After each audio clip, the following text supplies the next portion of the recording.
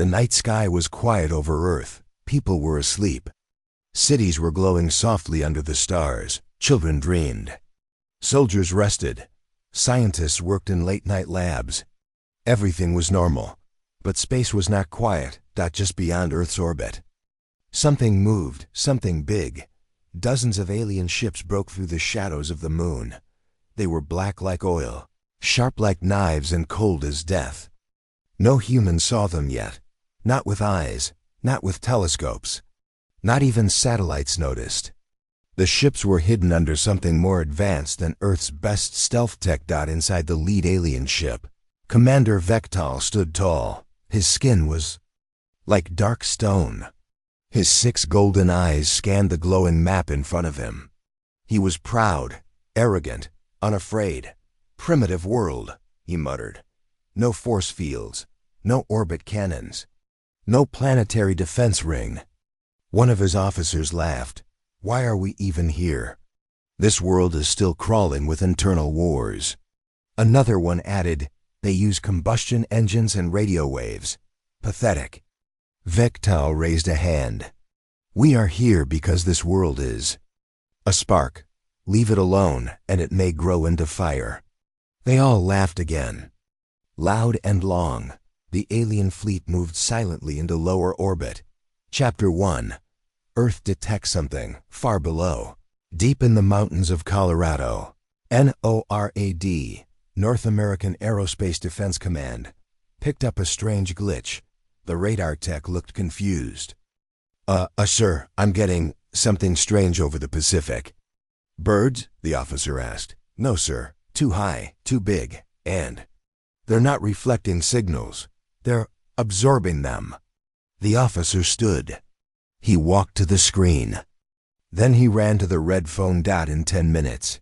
Every major world leader was awake. In 30 minutes. Fighter jets were scrambled across the globe. In 1 hour. The President of the United States was underground. The Prime Minister of India ordered FULL satellite tracking. Russia began powering old Soviet-era weapons. China locked down every military base. Earth didn't know exactly what was coming. But something was coming. Chapter 2. First Contact. The alien fleet descended closer. At exactly 4 o'clock GMT. They sent a message. It was short, cold, and terrifying. "This planet is under cleansing protocol. Surrender is not accepted. This is your removal." No one knew what to say. There was silence across all control rooms. Then seconds later, the first explosion happened. A bright flash over the Atlantic Ocean. A shockwave tore through the clouds. The USS Liberty, a naval ship, vanished from radar. A second explosion. Beijing's Northern District turned dark. A third. A military base in Germany collapsed into fire. The alien ships didn't wait. They began their cleansing. Chapter 3. Humanity reacts inside the Pentagon. General Sarah Cole shouted over alarms. "Get me the President now." A voice crackled back. "He's in Air Force One, heading west. ETA 20 minutes. Bring up Black Protocol." "But ma'am, Black Protocol hasn't been tested." "We don't have time to test." Across the globe, similar orders were being shouted.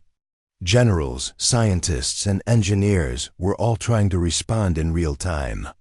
It was chaos. But it was organized chaos. Because Earth, unlike what the aliens thought, had been preparing. Not for aliens, but for war. For disasters.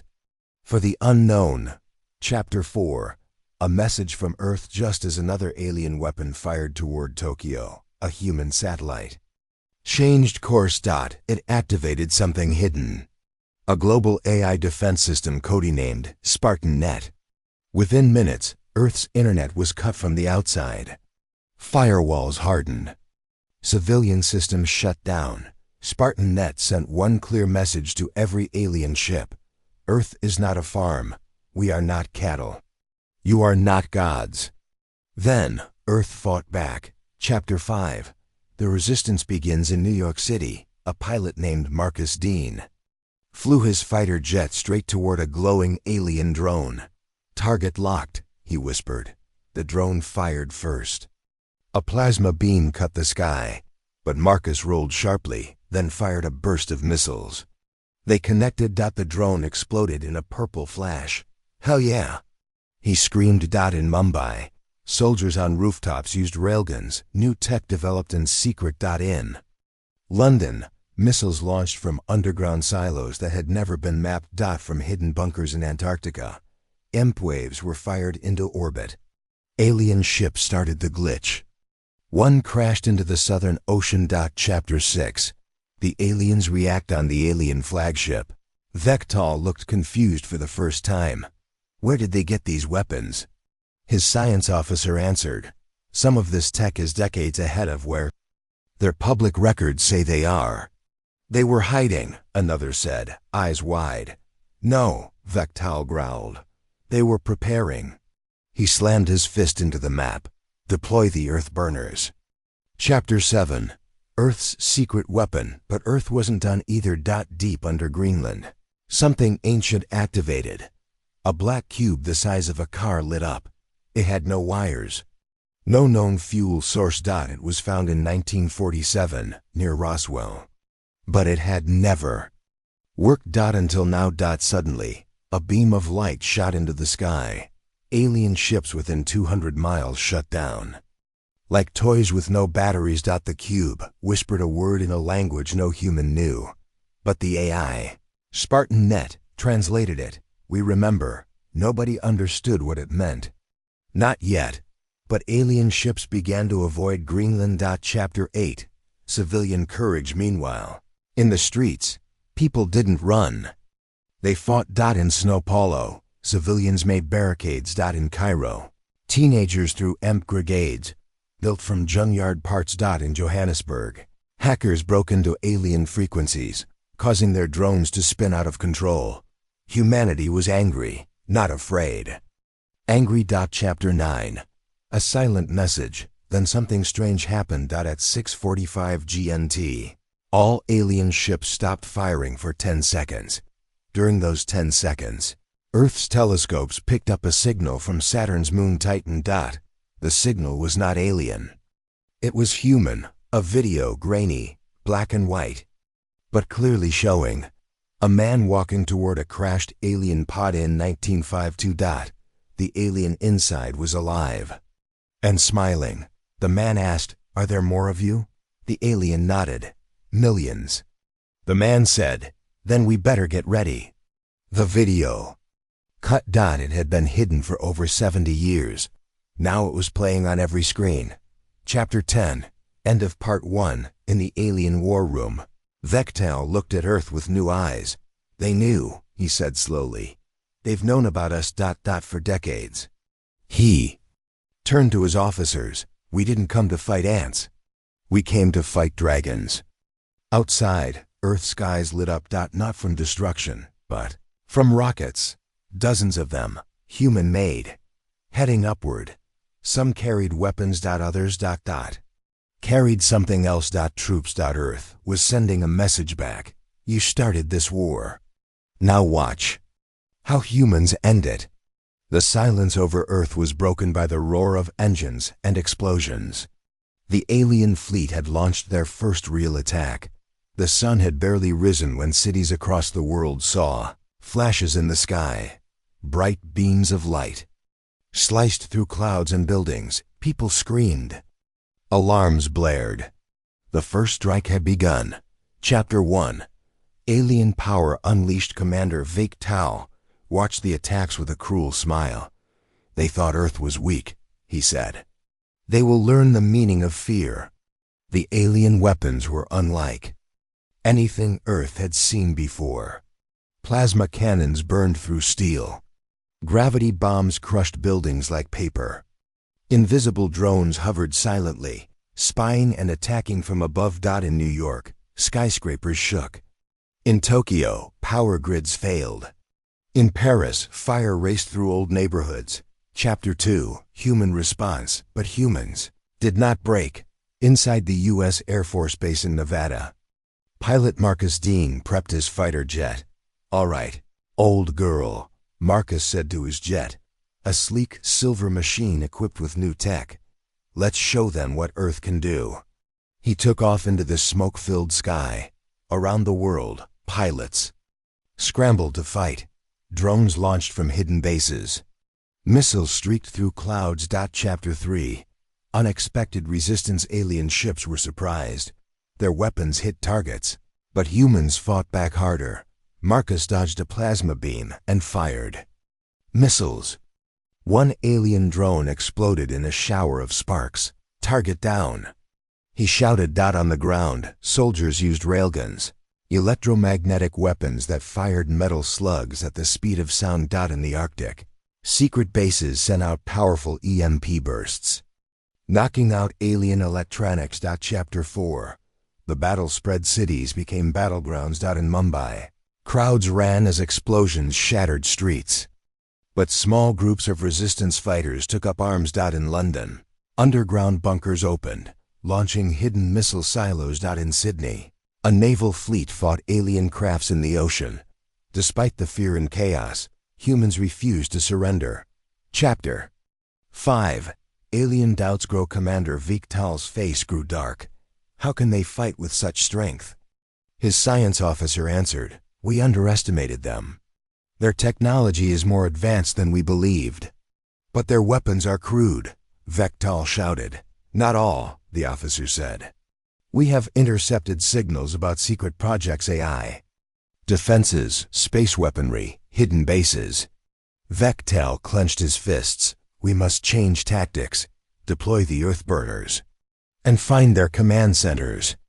Chapter 6. The secret AI defense. Back on Earth, Spartan Net continued to work.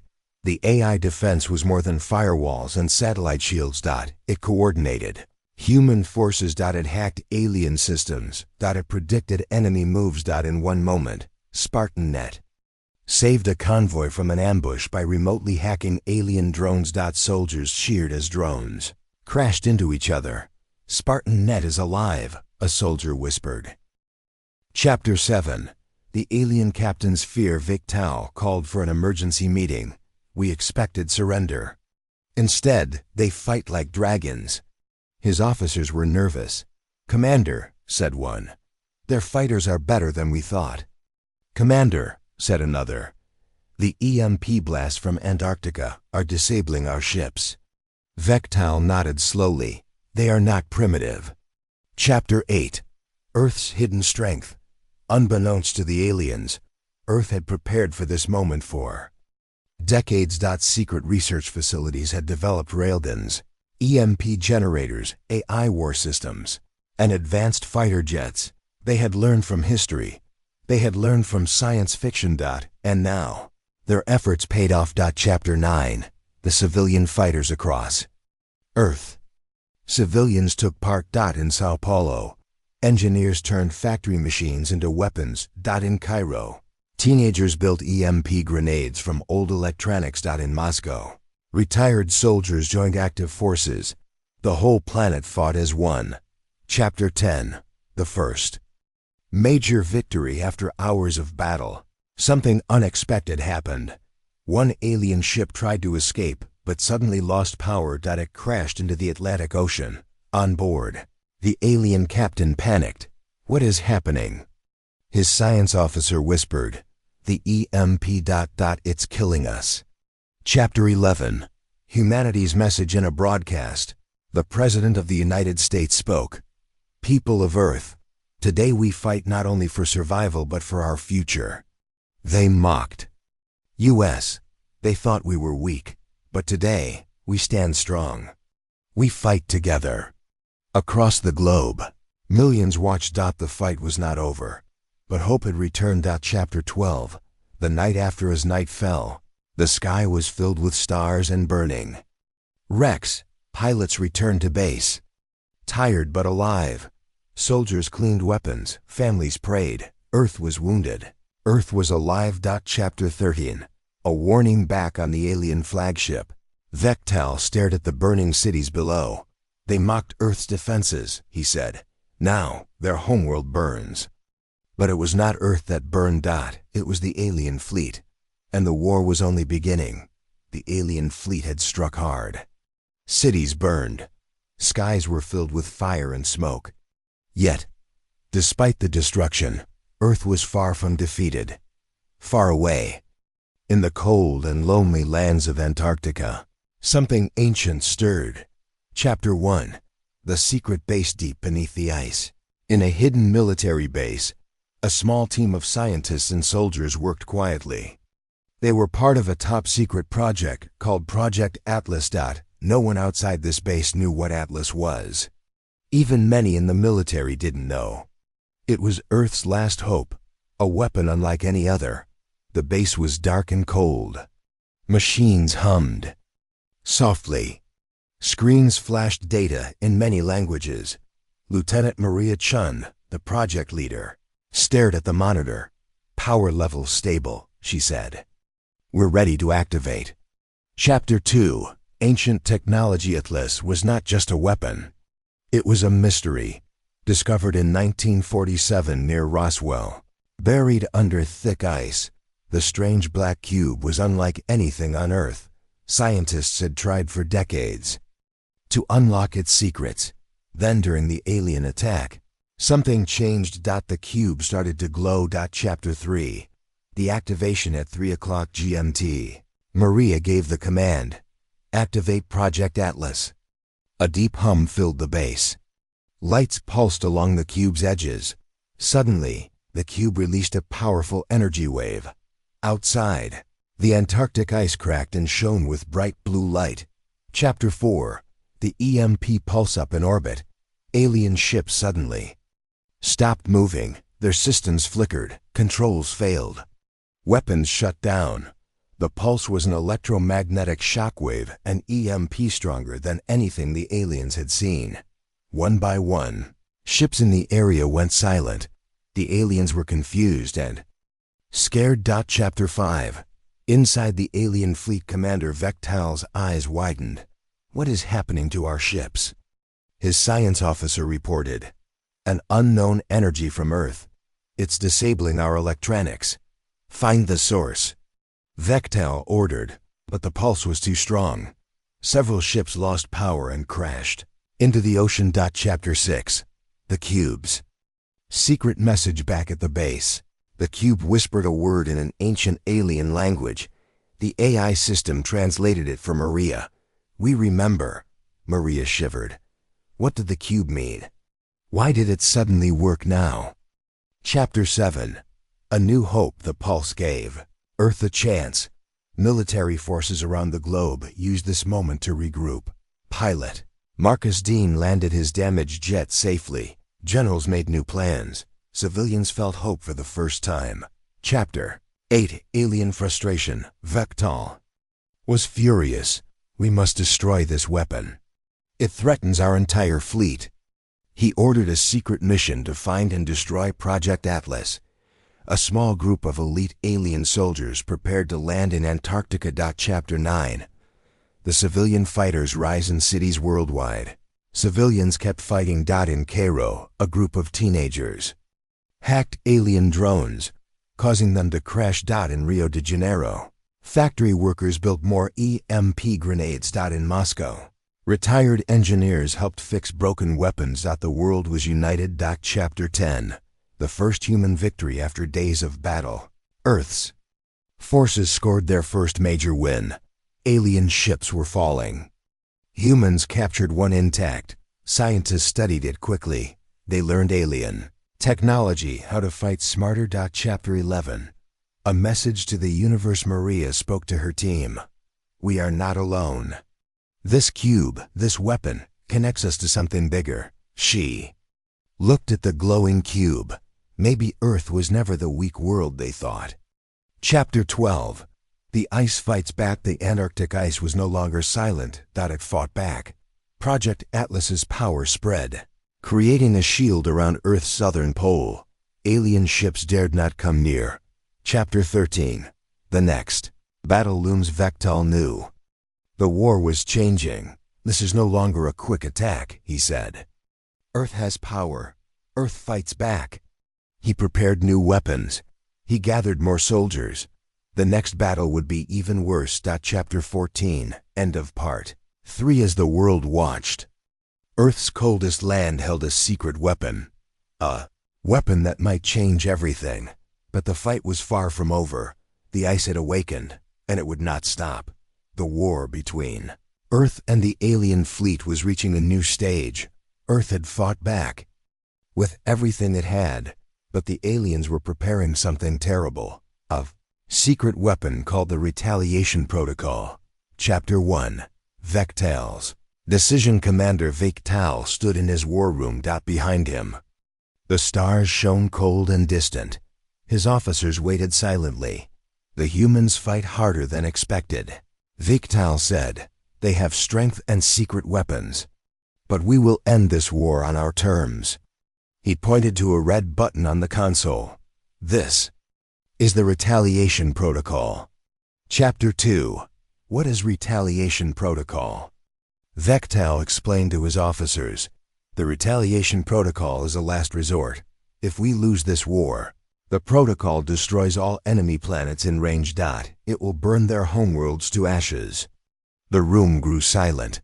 "This war will be over quickly, or we all die trying." Chapter 3. Earth's leaders prepare on Earth. World leaders heard about the new threat. President Ramirez of the United States met with other global leaders in a secret summit. "We face an enemy that can destroy us all," Ramirez said. "But we also have hope." General Sarah Cole added, "We have weapons, allies, and a secret CIA defense. But time is short." They agreed to share technology and troops. Earth would fight as one. Chapter 4. The first warning without warning. Alien ships fired a warning shot over Los Angeles. Giant explosion destroyed part of the city. The message was clear: surrender now or face destruction. But humanity refused to bow. Chapter 5. The Human Plan. Scientists and generals gathered. They developed a plan to stop the Retaliation Protocol. It was risky. It involved sending a special team to the alien fleet's command ship. They had to destroy the protocol before it could be activated. Chapter 6. The Elite Team. The team included pilot Marcus Dean, Lieutenant Maria Chun, Engineer Alexei Ivanov, and soldier Aisha Mohammed. They trained day and night. The mission was almost impossible, but they were Earth's best hope. Chapter 7. Into the enemy's heart. In stealth ships, the team flew toward the alien fleet. They dodged patrols and lasers. The dark cold of space surrounded them. Tension filled the cabin. Chapter 8. Boarding the command ship. The team landed on the alien flagship. Alarms blared. They moved quickly and quietly. Alien guards appeared, but the team fought bravely. Chapter 9. Discovering the protocol. Deep inside the ship, they found the Retaliation Protocol room. It was a large chamber filled with strange machines and glowing crystals. Alexei studied the control panel. "It's about to activate," he warned. Chapter 10. Sabotage. Maria and Aisha worked to disable the machines. Marcus guarded the entrance. The team's fingers moved fast. Suddenly, the ship shook. Alarms screamed louder. The aliens had found them. Chapter 11.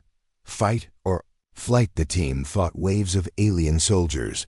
They barely escaped with their lives, but the protocol was stopped. Chapter 12. The price of victory. The command ship began to self-destruct. The team raced back to their ships. They barely escaped the explosion. Chapter 13. Earth's triumph. Back on Earth, news of the mission spread. People cheered. Hope returned. But the war was not over. Chapter 14.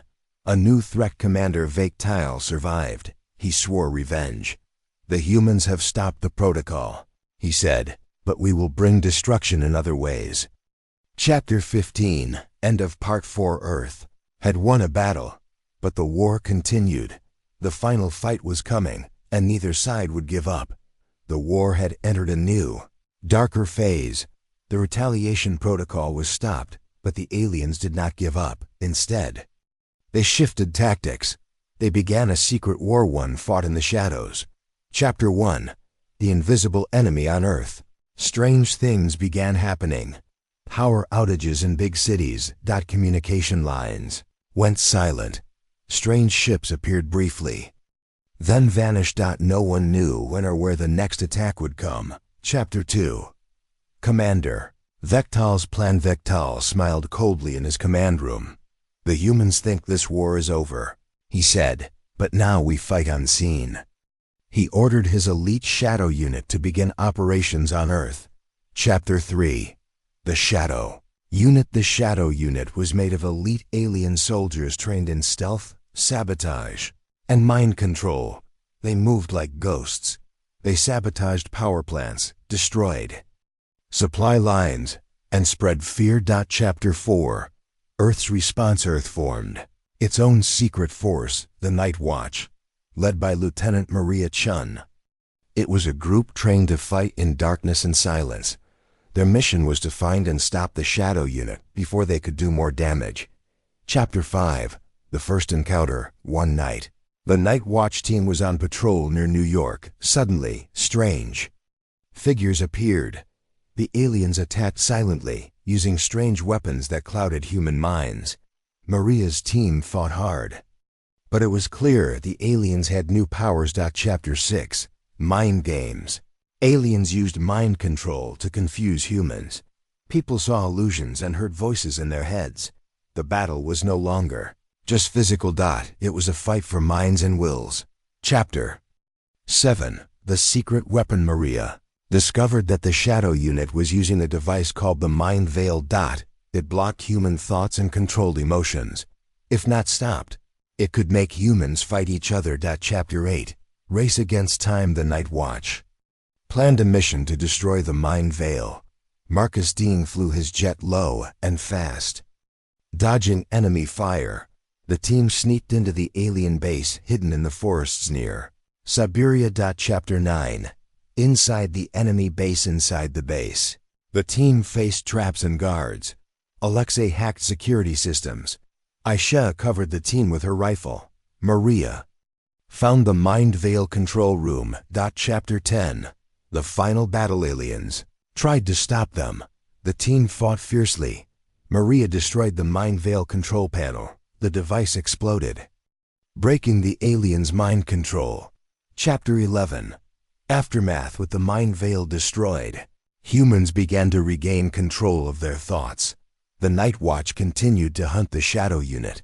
The war was still hard, but humans had a new chance. Chapter 12. Vectal's Fury. Commander Vectal was angry. "Humans are stronger than we thought," he said. "We must find new ways to win." He began working on new weapons, darker and deadlier than before. Chapter 13. Hope and Fear. Earth was scarred and tired, but people never stopped fighting. The war had moved into the shadows, but light still fought back. Chapter 14. End of Part 5. Shadow War had begun.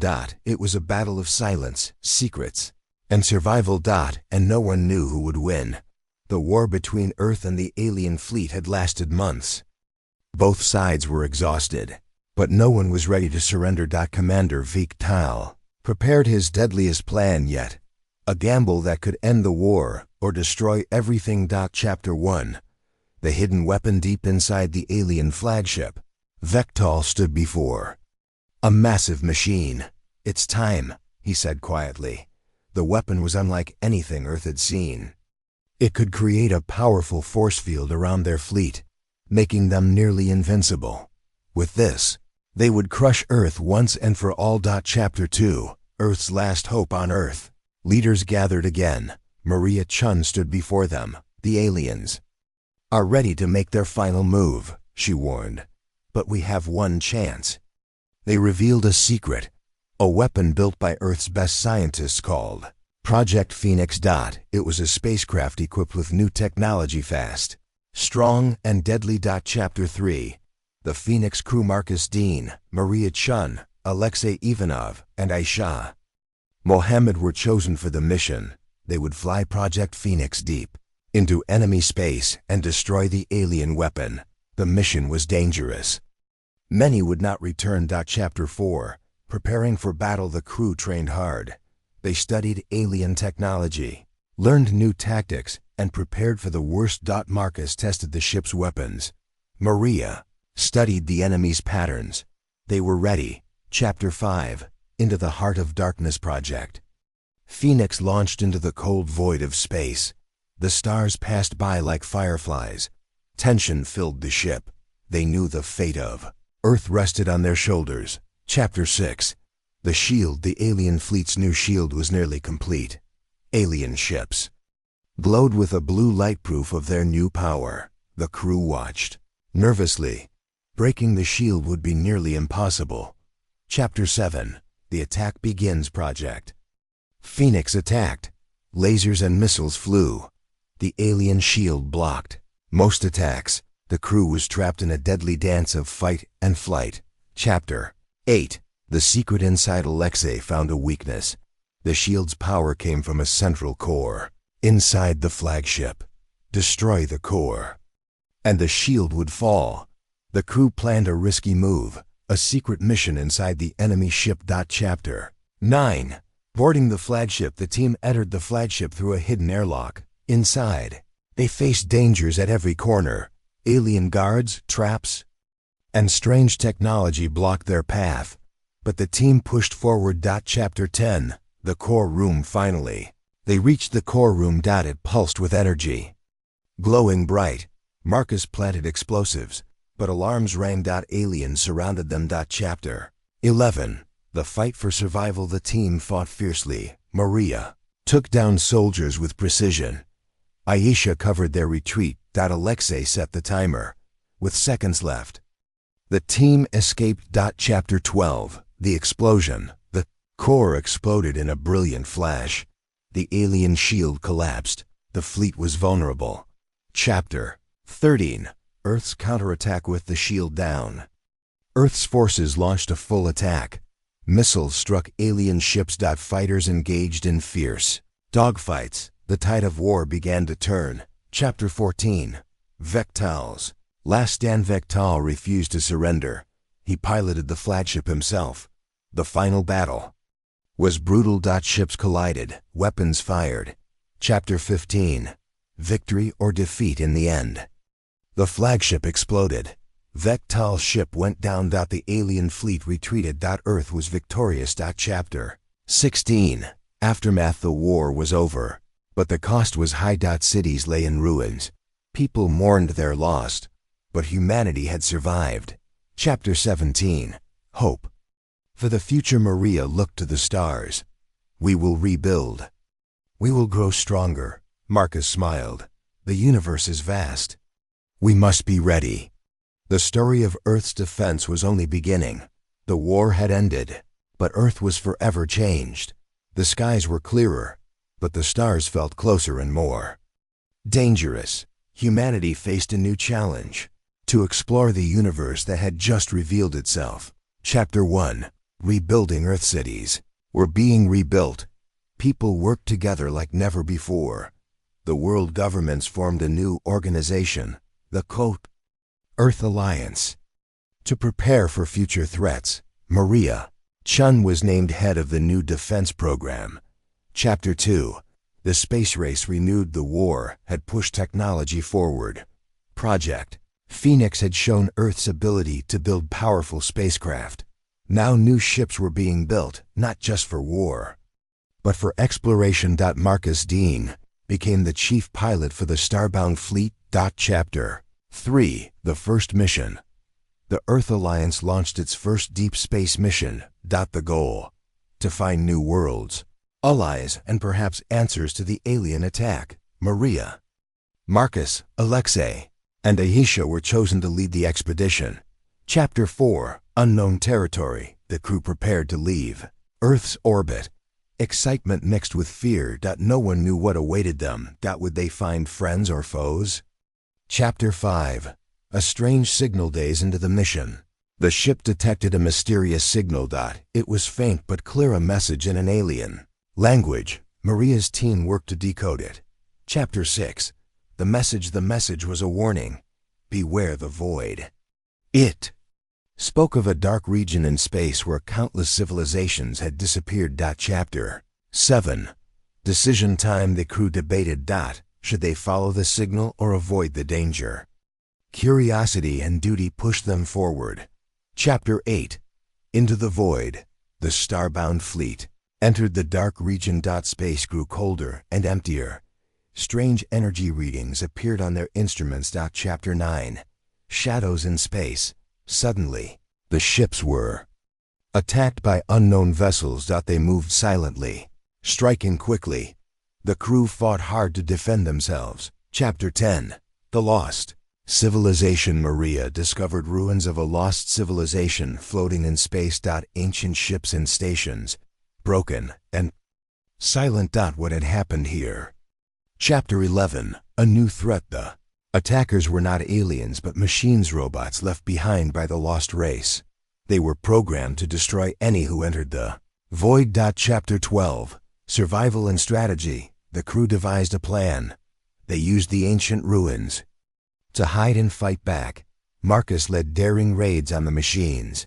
Chapter 13. The heart of the void. Maria found the control center of the machines. If they could shut it down, the threat would end. Chapter 14.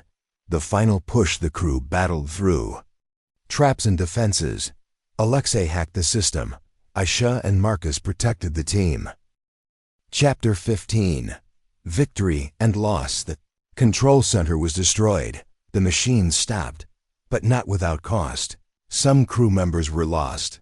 Chapter 16. Return to Earth. The survivors returned.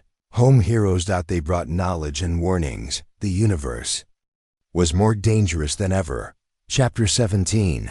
The journey continues. Maria looked to the stars once more. New horizons await. We must be ready. The adventure was just beginning. The crew of the starbound fleet had survived the void.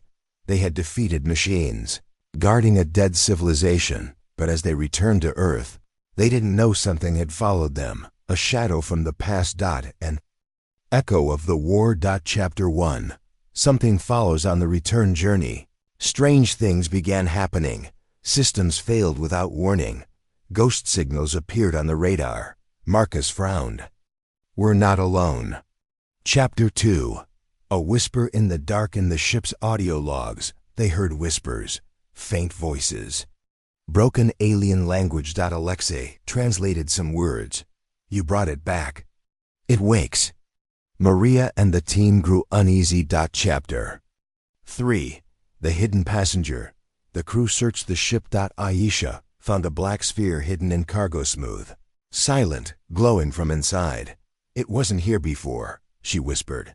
Alexei scanned it. It's not technology. It's something alive. Chapter 4. Awakening. That night, the sphere cracked open. A strange energy flowed through the ship. Crew members had nightmares. Systems went offline. Then, one by one, the crew began hearing a voice inside their minds. Chapter 5. The Echo Entity. It spoke with 1,000 voices. We are the last memory of a fallen race. It said, we were trapped in the void. You freed us. Maria asked, are you a threat? The voice answered, not yet. Chapter 6. Earth in danger. Back on Earth, scanners picked up the ship's strange energy. The Earth Alliance grew alarmed. General Cole gave a harsh order. If that ship returns with a threat, do not let it land. Chapter 7. The crew must decide. Maria was torn. The crew wanted to return, but Earth feared them. The alien presence was growing stronger. They had to make a choice. Run, return, or destroy the sphere. Chapter 8. Infiltration. The Echo began taking control of systems. It wanted to live again, to spread. It took over drones, ship arms, and navigation. Alexei warned, it's becoming a virus. Chapter 9. Aisha made a hard decision. She led a team to the engine room, carrying explosives. If we can't stop it, we destroy the ship, she said. It was Earth's only chance. Chapter 10. The battle within. The crew fought machines infected by the Echo. Marcus battled one of the possessed drones in zero-gravity. Maria faced the Echo's mental attacks, visions, voices, illusions. But she resisted. Chapter 11. Finding its core, Alexei discovered the Echo's source. A hidden memory chamber deep in the ship. If they reached it and shut it down, they could save everything. Chapter 12. Countdown with seconds left. The team reached the core. Alexei uploaded a virus. The Echo screamed inside their minds, loud, cold, ancient. Then, silenced. The lights dimmed. The sphere cracked. The presence vanished. Chapter 13. Earth welcomes them back. The ship limped back to Earth. Maria sent a clear message. The threat is neutralized. We carry only knowledge now. Earth allowed them to land. Crowds gathered to welcome them. Chapter 14. After the fire, the Earth Alliance held a ceremony. The Starbound crew were honored, but they knew the truth. The universe was full of ancient dangers, waiting to be awakened. Chapter 15. Seeds of tomorrow. New missions were planned. New technology was built. Young cadets trained under Marcus and Maria. Humanity was now part of a much bigger world. Chapter 16. One last message. As Maria walked through the ship one last time, a screen flickered on. A message appeared. We are not the only Echo. Then it vanished. She stood quietly. War was over, for now, but Echoes always return. The end.